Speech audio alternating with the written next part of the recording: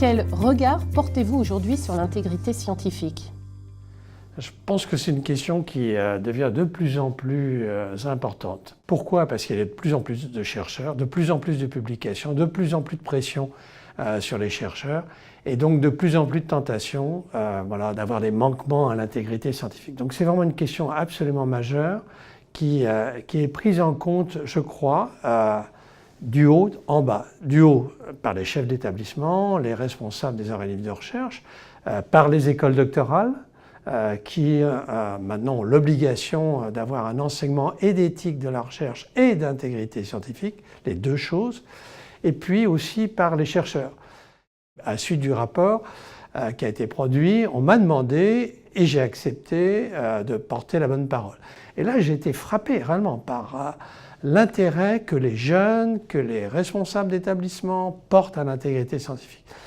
J'ai des critères précis, à savoir l'augmentation du nombre de référents à intégrité scientifique qui ont joué et qui jouent un rôle absolument crucial dans l'intégrité scientifique, par le fait que de nombreux établissements, l'ANR, qui n'avaient pas signé la charte, ont signé la charte, et j'espère qu'on est encore dans un processus de progrès et de responsabilisation.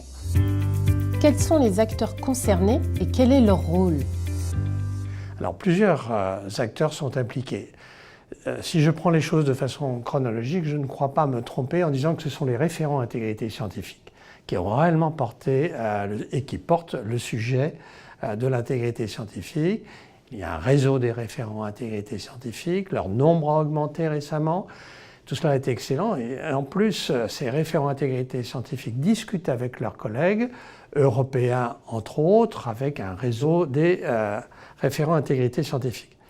Il y a d'autre part les signataires, c'est-à-dire ceux qui sont responsables au niveau des organismes de recherche, au niveau des universités, de l'intégrité scientifique. Et puis, il y a l'Office français d'intégrité scientifique et son conseil. Donc il y a nécessité, bien sûr, de dialogue, d'articulation et de coordination. Pourquoi? Eh bien parce que finalement tout le monde œuvre dans la même direction.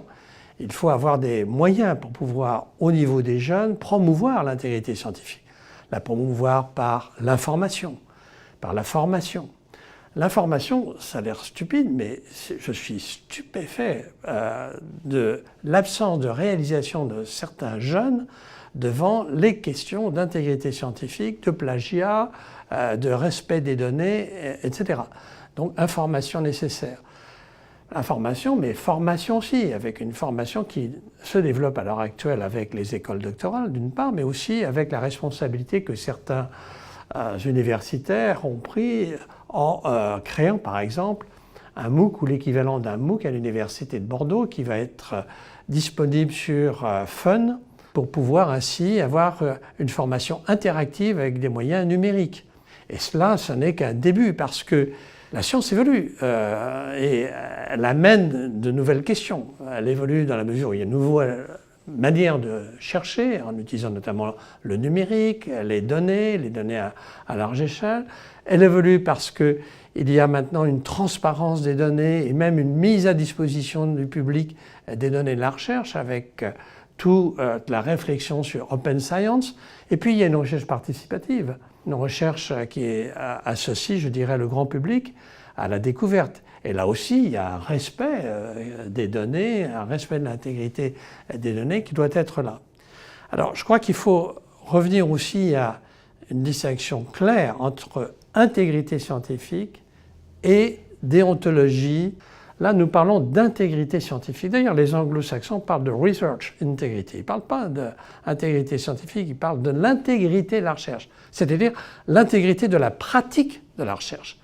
Et puis, il y a d'autre part donc la déontologie de la recherche qui, en France, intéresse le fonctionnaire, notamment avec la loi qui a été promulguée, qui permet aux fonctionnaires, dans la loi des droits et responsabilités des fonctionnaires, qui lui permet de pouvoir s'appuyer sur un référent déontologue, qui n'est pas le référent intégrité scientifique.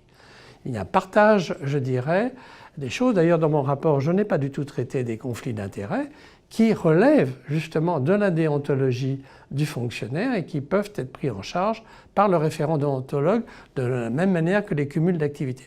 Donc je crois qu'il y a un partage des tâches, des responsabilités et que cette distinction est importante.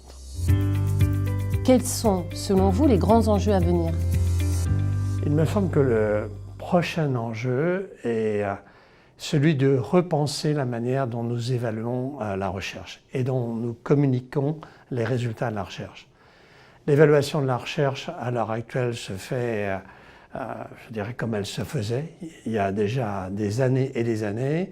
On regarde les journaux dans lesquels sont publiés les articles et finalement on évalue le chercheur pour sa propre carrière, mais aussi pour les crédits qu'il peut recevoir pour son laboratoire ou ses projets. Ça reste naturellement incontournable, mais la manière dont nous l'avons fait et nous le faisons encore pose question et toute la communauté scientifique se pose cette question. C'est une question qui intéresse non seulement la France, mais bien sûr toute la communauté internationale, qui intéresse non seulement le secteur public, mais privé. Donc vraiment, il y a une question de fond. Et puis, il y a la communication.